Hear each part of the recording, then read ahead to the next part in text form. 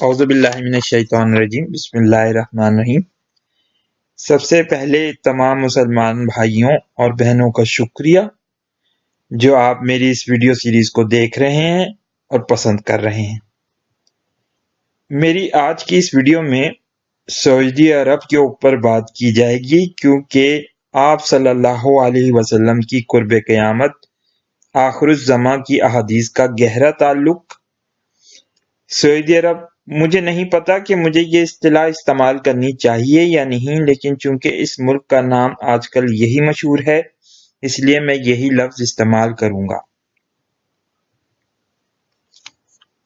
ضروری ہے کہ میں آپ کو مملکت سعودی عرب کے قیام سے قبل کے حالات سے آگاہ کروں، اس سے پہلے کہ میں رسول اللہ صلی اللہ علیہ وسلم کی اس طویل حدیث کا ذکر کروں جو سنن ابو داؤد اور مسند احمد میں درج ہے۔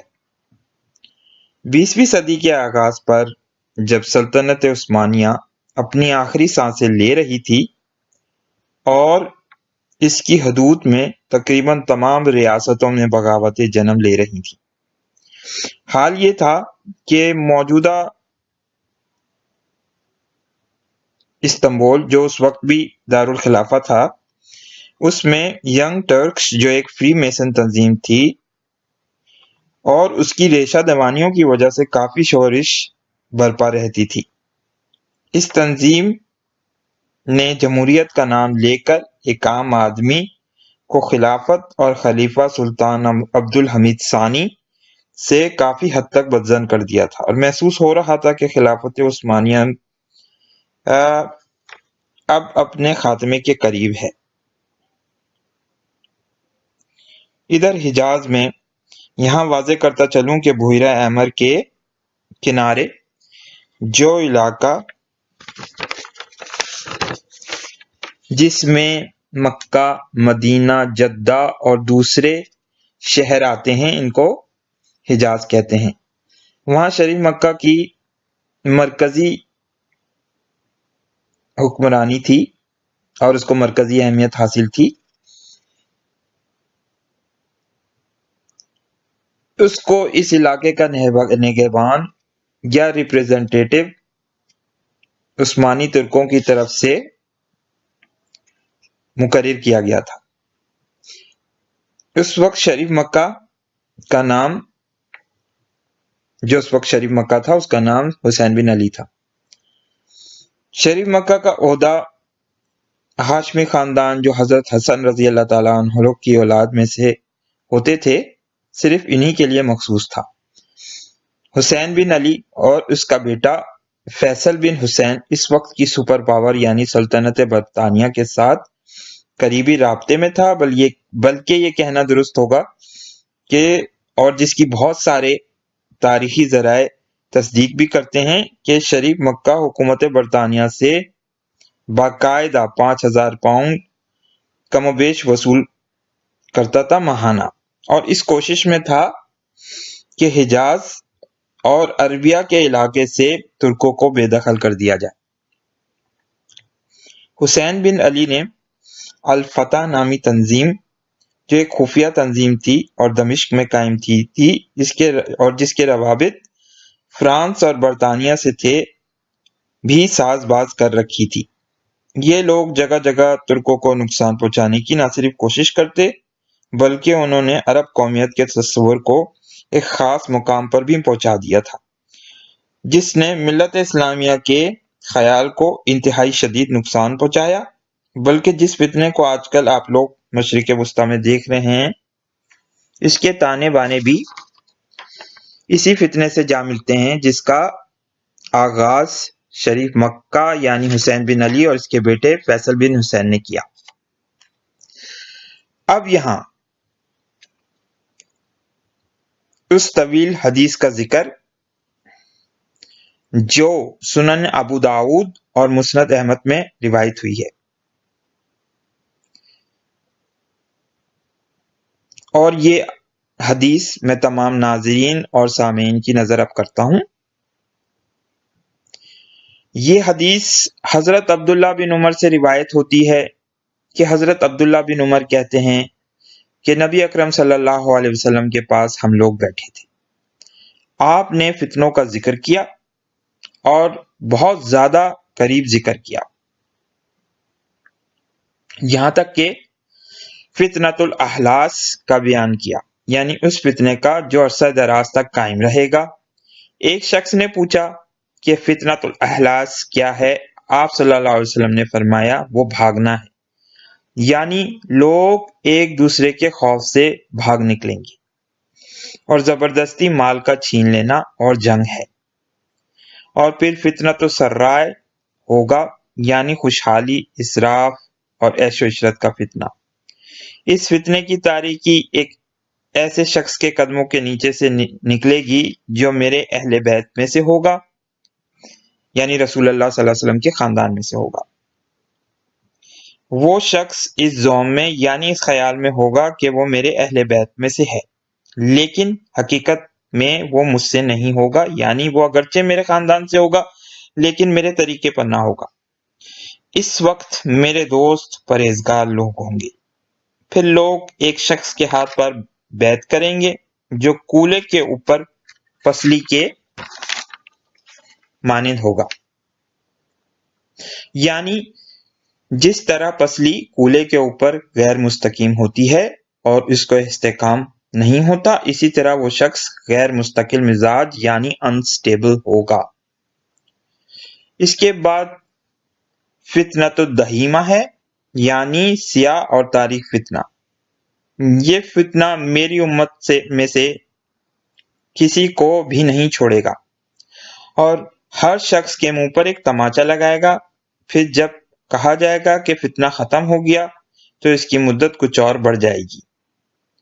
آدمی صبح مومن اٹھے گا اور شام کو کافر ہو جائے گا، یہاں تک کہ آدمی دو خیموں میں تقسیم ہو جائیں گے۔ ایک خیمہ ایمان کا ہوگا جس میں اتفاق یعنی انفاق فی سبیل اللہ، اور ایک خیمہ نفاق کا ہوگا یعنی منافقین کا ہوگا، یعنی دو فرقوں میں تقسیم ہو جائیں گے لوگ۔ اور جس فرقے میں انفاق ہوگا یعنی منافقین کا ہوگا اس میں ایمان نہ ہوگا۔ پس جب اپنا ایسا ہو جائے تو تم دجال کا انتظار کرو، یعنی اسی روز یا دوسرے دن۔ اب یہاں ہم اس حدیث کا جائزہ لیتے ہیں۔ کچھ باتیں اس میں ایسی ہیں جو ہم سعودی عرب کے قیام کے ابتدائی حالات کے تناظر میں بیان کر چکے ہیں۔ یہاں چونکہ میں نے حسین بن علی کا ذکر کیا تھا، وہ شریف مکہ تھے، انگریزوں کے ساتھ ساز باز کی اور ترکوں کے خلاف اعلان بغاوت کیا۔ اب یہاں رسول اللہ صلی اللہ علیہ وسلم کی اس حدیث میں ایک ایسے شخص کا ذکر کیا گیا ہے جو اہل بیت میں سے ہوگا اور جس کے قدموں کے نیچے سے فتنۃ السرا نکلے گا، یعنی خوشحالی، اسراف اور عیش و عشرت کا فتنہ۔ یہاں یہ ذکر کرنا ضروری ہے کہ چونکہ حسین بن علی رسول اللہ صلی اللہ علیہ وسلم کے خاندان سے تعلق رکھتا تھا اور اس نے انگریزوں سے اتحاد کیا تاکہ سلطنت عثمانیہ کا حجاز سے خاتمہ ہو جائے۔ ہم یہ کہنے میں حق بجانب ہوں گے کہ شاید رسول اللہ صلی اللہ علیہ وسلم نے جس شخص کا یہاں بتایا ہے وہ شخص یہی حسین بن علی ہے، کیونکہ اس کے بعد آپ دیکھتے ہیں کہ مملکت سعودی عربیہ کا قیام ہوتا ہے اور اس کے بعد ایک خوشحالی، اسراف اور عیش و عشرت کا ایک طویل دور شروع ہو جاتا ہے جو ہم آج تک دیکھ رہے ہیں۔ یہاں صراحت کے ساتھ یہ کہا گیا ہے کہ وہ شخص میرے اہل بیت میں سے ہوگا۔ وہ شخص یہ خیال کرے گا کہ وہ میرے خاندان سے ہے،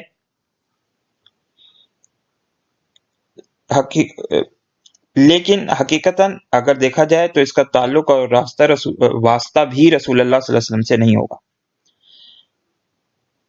پھر دوسری بات جو بہت انٹرسٹنگ ہے کہ پھر لوگ ایک شخص کے ہاتھ پر بیعت کریں گے جو کولے کے اوپر پسلی کے مانند ہوگا۔ جس طرح پسلی کولے کے اوپر غیر مستقیم ہوتی ہے، اسی طرح وہ شخص ایک غیر مستقل مزاج شخص ہوگا۔ یہاں اس بات پر غور کریں تو محسوس ہوگا کہ یہ عین فتنۃ السرا کے بعد ایک غیر مستقل مزاج شخص کی بیعت ہوگی۔ اس کے معنی ایک تو عرب حکمرانوں کے جو آمرانہ حکمران تھے، خصوصی طور پر آل سعود کا حکمران خاندان، جو اپنی غیر مستقل مزاج پالیسیوں کی وجہ سے عالم استحکام میں بگاڑ کا باعث بنا ہے۔ آل سعود میں کچھ اچھے حکمران بھی آئے ہیں، جیسا کہ شاہ فیصل شہید، مگر غیر مستقل مزاج حکمرانوں کی تعداد زیادہ رہی۔ اگر اس حدیث کے اسپیسیفک میننگ یعنی اگر خصوصی تشریح ہو تو پھر اس حدیث کا اطلاق موجودہ ولیعہد محمد بن سلمان پر ہو سکتا ہے۔ جب سے یہ شخص اس مملکت کے سیاہ و سفید کا مالک بنا ہے، اس وقت سے ہمیں کسی پالیسی یا منصوبہ بندی میں مستقل مزاجی نظر نہیں آتی۔ کبھی شام کے مسلمانوں کی مدد کی جاتی ہے، پھر تھوڑے دنوں کے بعد ان کو بے یار و مددگار چھوڑ دیا جاتا ہے تاکہ وہ بشار الاسد، ایران اور روس کے بھیڑیوں کا ترنے والا بن جائیں۔ یمن کے معاملے میں بھی یہی پالیسی نظر آتی ہے، اور قطر کی ناکہ بندی کا فیصلہ بھی اسی غیر مستقل مزاجی اور جلد بازی کا شکار نظر آتا ہے۔ پھر اس شخص کے بعد فتنۃ الدہیمہ کا ذکر ہے، یعنی تاریکی اور سیاہی کا فتنہ ہے۔ اب یہ آئندہ آنے والے واقعات پر منحصر ہے کہ کیا ہونے جا رہا ہے۔ میں احادیث کی روشنی میں یہاں ایک بات کہوں گا کہ ایک بادشاہ کی موت پر جو اختلاف اور خانہ جنگی کا جو ذکر ہے ہمیں احادیث میں ملتا ہے، وہ وقت لگتا ہے کافی قریب ہے۔ ہم آئندہ آنے والی ویڈیوز میں اس کا ذکر تفصیل کے ساتھ کریں گے، مگر جو پچھلے مہینوں میں محمد بن سلمان پر قاتلانہ حملہ ہوا، اس کے بعد ان خدشات کو کافی تقویت ملتی ہے کہ مملکت میں خانہ جنگی جو سعودی شہزادوں کے درمیان ہو سکتی ہے، اس کے امکانات کافی بڑھ گئے ہیں، اور بہت سارے علماء حق جن کی گرفتاری بھی عام لوگوں میں بے چینی کا باعث بن رہی ہے۔ تو یہ تمام واقعات جو ہیں شاید انہی حالات کی طرف اشارہ کر رہے ہیں جن کا احادیث میں ذکر ہوا ہے۔ ریاست اور عوام کے رجحان جو خالصتاً اسلامی بنیادوں پر استوار کیا گیا تھا، اب بدلنے کی بھرپور کوشش کی جا رہی ہے، اور مغربیت کو لوگوں پر مسلط کیا جا رہا ہے، جس کے سنگین نتائج برآمد ہو سکتے ہیں۔ اور یہی حالات حضرت امام مہدی کا ظہور کے متعلق، یعنی آپ یہ کہیں کہ اس خانہ جنگی کے واقعات کے دوران ہوگا، کی آمد کا اندیا یعنی پیغام بھی دیتے ہیں۔ آج کے لیے اتنا ہی کافی ہے۔ اگلی ویڈیوز میں ہم اسی موضوع کو آگے بڑھائیں گے، کیونکہ یہ موضوع کافی دلچسپی کا باعث بھی ہے لوگوں کے لیے، اور اس تھوڑی بہت مزید بات چیت کریں گے۔ اس ویڈیو کو لائک کریں، شیئر کریں، دوستوں کے ساتھ ڈسکس کریں۔ یہاں میں بہت سارے اپنے دوستوں سے یہ اپیل بھی کرتا ہوں کہ چونکہ آپ اس ویڈیو کو، اس سیریز کو دیکھ رہے ہیں، پسند کر رہے ہیں، تو سبسکرائب بھی کر لیں تو کوئی بری بات نہیں ہے، تاکہ آپ کو آئندہ آنے والی ویڈیوز جو ہیں وہ فوراً اس کے متعلق آپ کو پیغام ملے، میسج ملے، تاکہ آپ اس کو دیکھ سکیں فوراً اور فالو کر سکیں۔ بہت بہت شکریہ۔ میں اپنے تمام دوستوں کا ایک دفعہ پھر شکریہ ادا کرتا ہوں۔ السلام علیکم، اللہ حافظ۔